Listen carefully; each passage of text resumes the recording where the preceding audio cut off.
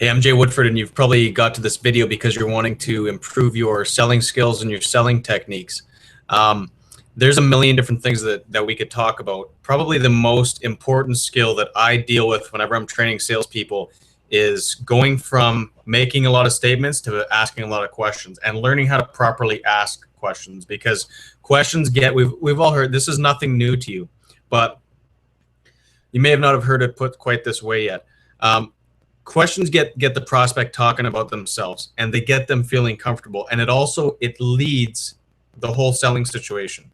And one thing people don't understand in high level negotiation, whoever is asking the question is always in control. Whoever is answering the question is always the debtor and is always the one who is being controlled.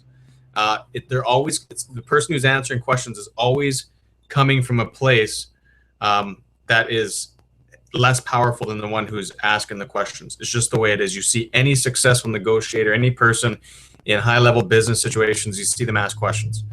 And it's no different with selling. We're not trying to pull one over on people. We do want to control it, but we want to be able to control the selling situation in a way where the person doesn't feel like they're being controlled. And you do that through asking, nurturing questions, really trying to find out. If you come into the selling situation with the mindset that I'm here to help this person solve their problems, and if I can't, then I back off. If you come in with that type of mindset, they're gonna feel it, and they're gonna trust you. And there's a million different reasons why you'd want to have that mindset anyways. In the long run, as a salesperson, it's not worth it to sell to people who don't really need what you have. It's just going to hurt your career. I mean, it's short-term gain for long-term pain. So when you come into it with the right mindset, you'll automatically operate that way. So asking questions is a big one. I've talked a lot in my videos, different things about an upfront contract, meaning you do everything along the way with a contract. You're getting at every single step in the process, you're getting your prospects consent to carry on, and you're giving them notice exactly what's going to happen next, and you're getting their agreement to move forward on that basis. That way, everybody knows all along exactly what's going to happen, and if they deviate from it, you can hold them accountable to that. Because the worst thing salespeople can do is come into a selling situation acting like a beggar and having no dignity. You want to go in realizing that this person has a problem and you have the solution. Your time is valuable. This means something to you. You're not there trying to get their money without an equal exchange of value. It's an equal exchange in value. So you want to come into it with that posture. It's so much more fun. The reason that people can't stand selling, whenever I hear that, oh, I hate sales, oh, I could never do that, it's because they suck at it, for one thing. And anything we suck at, we typically don't like. And they get into that situation, they feel humiliated, they feel like this person runs their show, and they're running their show, and that's never a comfortable place to be because they get just grilled on.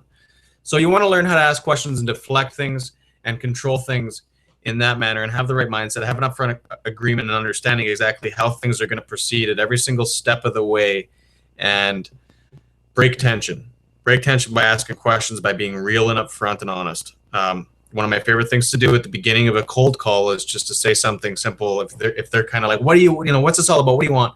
Hey, Mike, honestly, this is a cold call, and you probably hate getting them just as much as I hate having to do them. And they usually, what happens, yeah, I know. Okay, what can I help you with? And so it just eases the tension, drops that wall a little bit. They understand you're being honest. You're not trying to skirt issues and all that stuff. So there's a million different things. I'm probably going to make a whole bunch of videos on this topic exactly, because there really is a lot of different things that you need to learn in order to be successful at sales. No matter what the technique is, you got to practice. So don't take whatever techniques you learn from these videos, go and take them into your next selling situation. If you're a golfer, you know that you don't work on your swing mechanics on the golf course, certainly not in a tournament. It's the same thing with sales. You want to do it in a role-playing situation with a friend, or you want to do it in your car or somewhere where you can practice by yourself without any pressure. That's how you internalize things. And then when you get into that selling situation, you'll be pleasantly surprised to see that naturally coming out of you.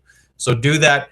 Your nervous system can't tell the difference between a real experience and one that's imagined. That's why practice is key. That's how you really change anything. I can promise you the number one key to me changing was finding somebody that I could model myself after, having the right technique, and practicing and internalizing it in non-pressure situations, and getting into those situations and seeing myself perform. It changed everything. Same with public speaking, same with anything I've done.